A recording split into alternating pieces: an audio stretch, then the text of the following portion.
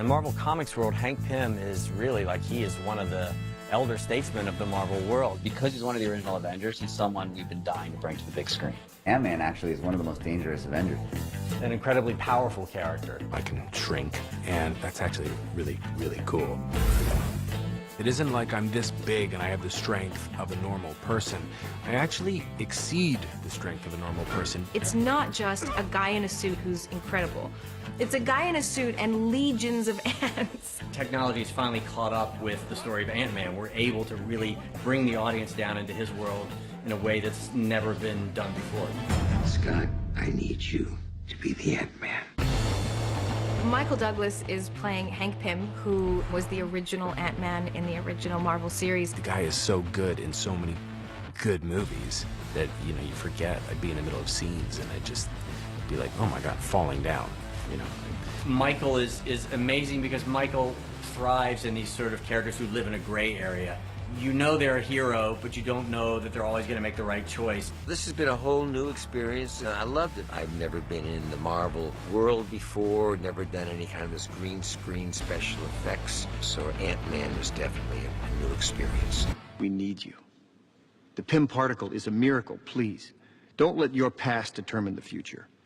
As long as I am alive, nobody will ever get that formula. It's a 1989 version of Hank. I didn't know what anybody was talking about. They said, oh, this is the first day he looks like this, and so I haven't seen what he looks like present day. Ants, they can do a lot of things, but they still need a leader.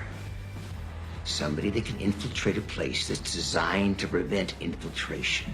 There's a strong heist element in terms of breaking into Pym Industries' head offices and snatching and stealing the secrets that Corey Stoll's character's been working on.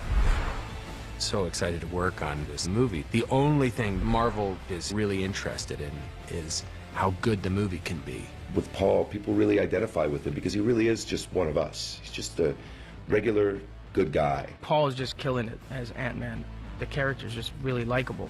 And I think that they're gonna feel for the guy and want him to succeed. Almost like a little bit of like a Robin Hood kind of thing. I think our first move should be calling the Avengers.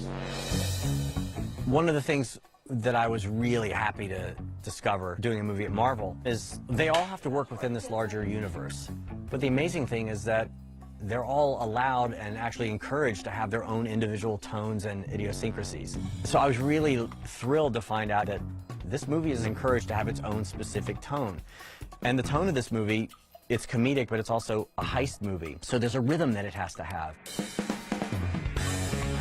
And that rhythm really affected the way I shot the movie, and then, you know, in terms of music, the way we scored the movie. A little bit of jazzy vibe to it, and also really fun. In every good heist movie, you need that moment where there's all this technical jargon flying back and forth, and the layman sitting in their seats is like, they're so smart, I have no idea what's going on, but they're gonna kick ass. I love it. It feels sort of like a Ocean's 11 movie. You know, we've got all these different little special teams. Let's give it more heist tropes. You know, there are a couple of times where Luis has these tips about a possible thing, and the way we present it with him sort of telling the story and as this unreliable narrator and the camera's whipping around to these different people. Yeah, crazy stupid fun.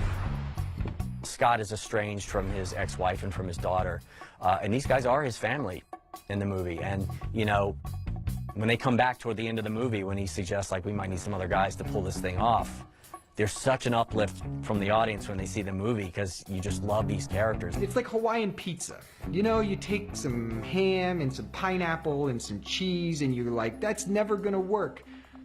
But in a weird way, it does. They feel each other's pain because they're trying to do the right thing, and it's like, you know, society isn't trying to give them a second chance and not giving them a break. So ultimately, you know, they resort to their instincts. Wait a minute, carry that van! It's too loud, there's a tank, I can't hear you!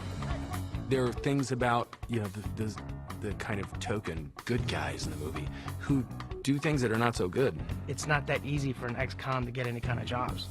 So then we go on a heist, and then we start using our own particular skills for that heist. We're this gang of kind of knucklehead criminals that are trying to turn something around. We're actually doing good work, and you know, and it's funny. We're like, are we the good guys here? Yeah, we're the good guys. Feels kind of weird, you know?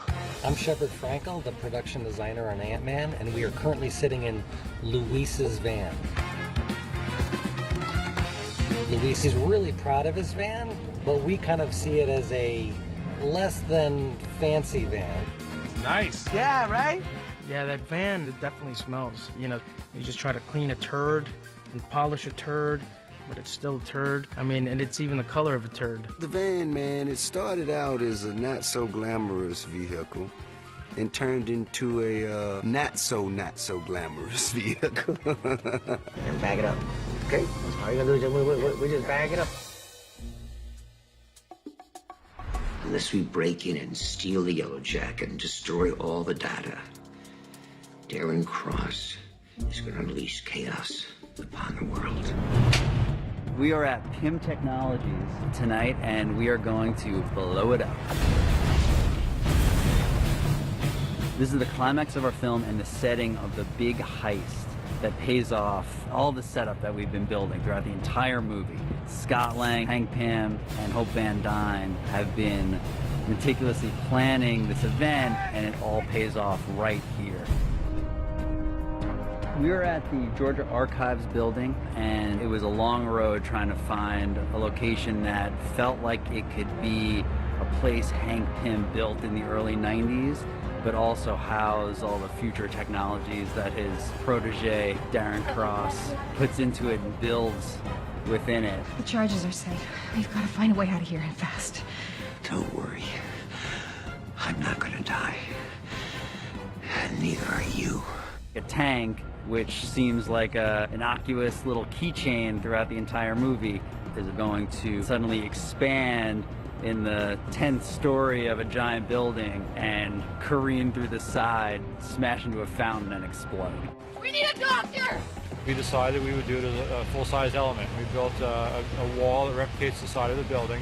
We built basically a steel shape that's the same size as the tank. It weighs about 3 tons. We put it on the track back behind the wall, and we shot it through the wall at 25 miles an hour.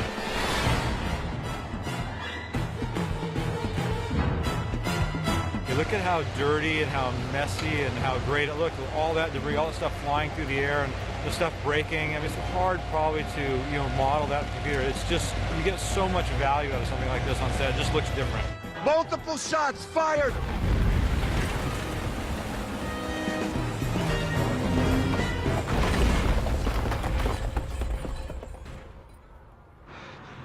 And there's a tank.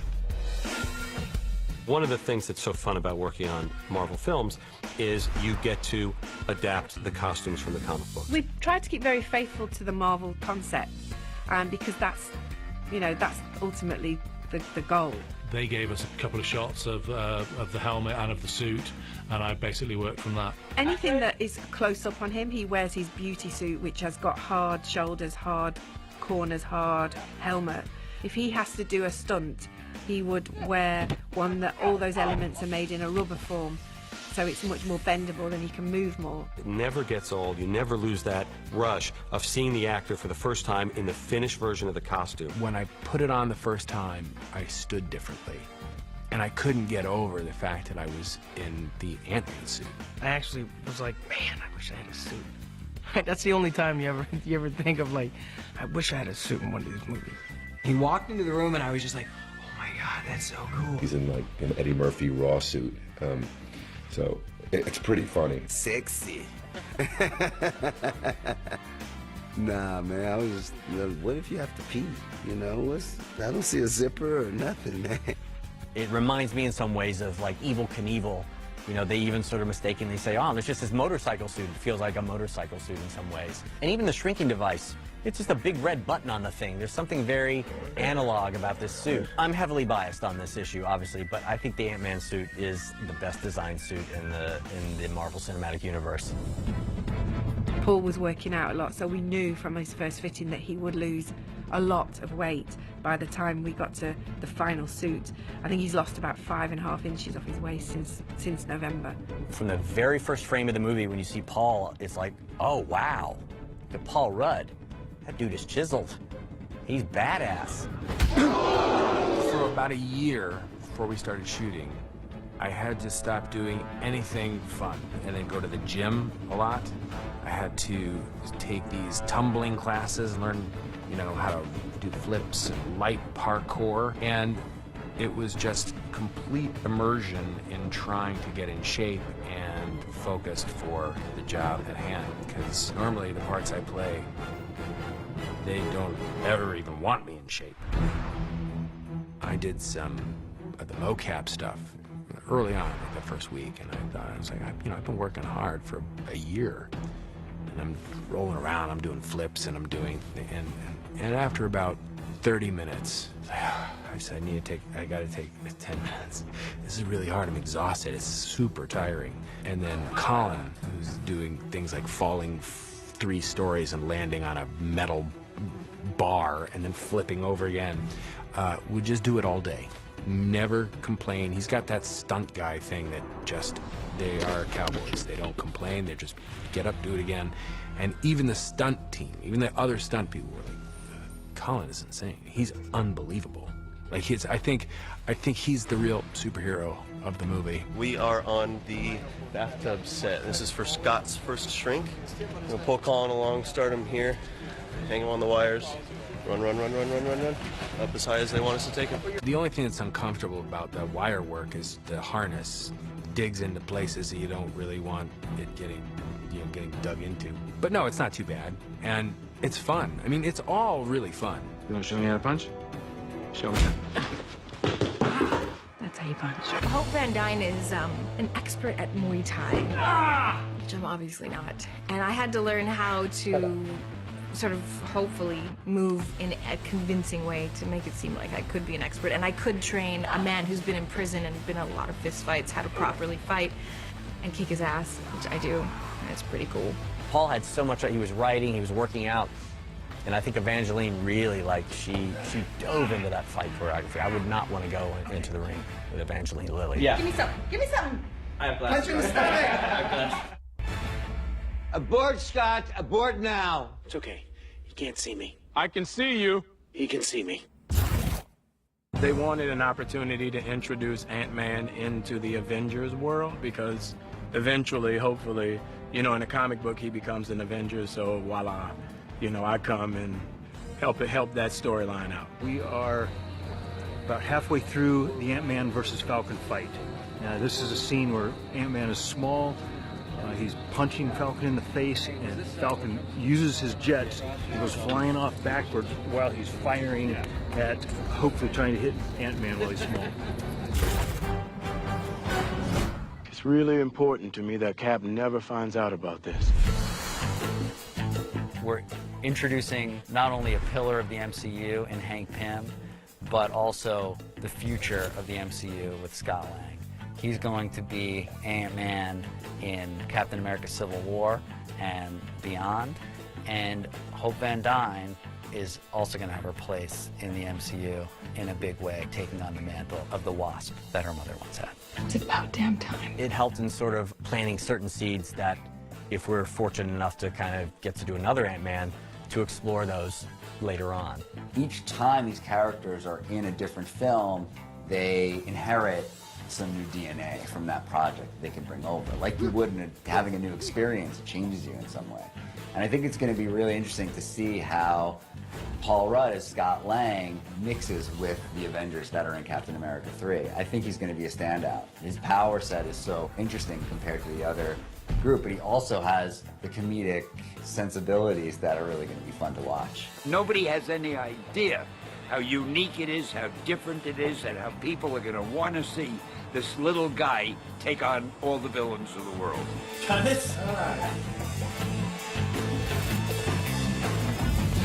That's officially it. That is the end, the wrap on principal photography for Ant-Man. Thank you all.